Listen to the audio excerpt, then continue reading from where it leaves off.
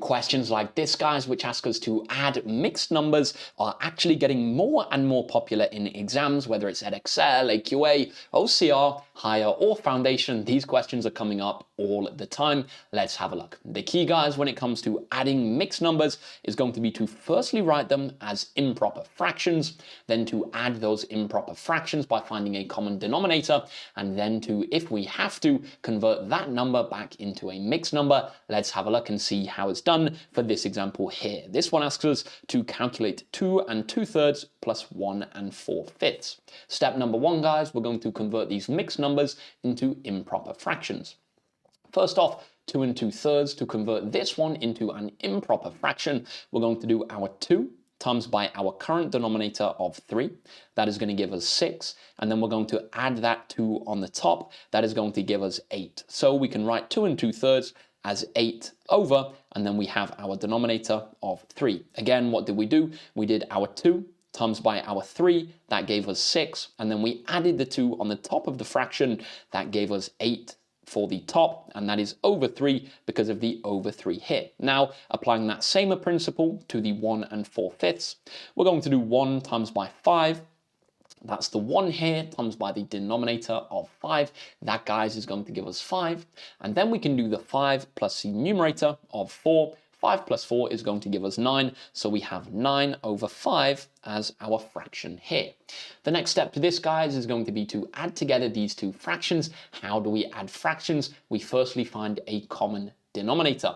The quickest way to find a common denominator is going to be to multiply the two current denominators together. We can do 3 times by 5. That is going to give us 15 as a common denominator. So writing both of our fractions over 15, what are we going to have?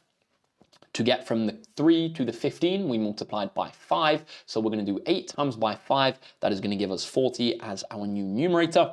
On the right-hand side, how do we get from 5 to 15? We multiplied it by 3. So we're going to do our 9 on the top times by 3. That is going to give us 27.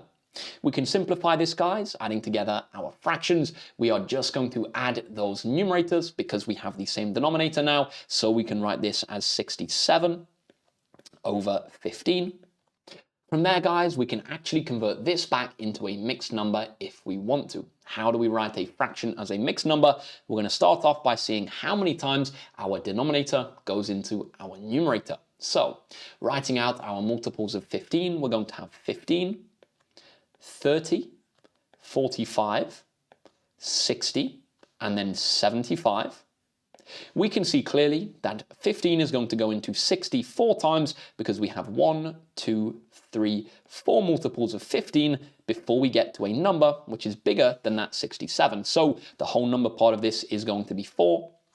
And then what are we going to have left over? Well, our fraction is out of 15, so we're going to have something over 15.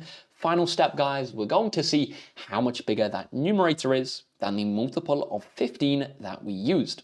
In this case, the multiple of 15 that we used was 60.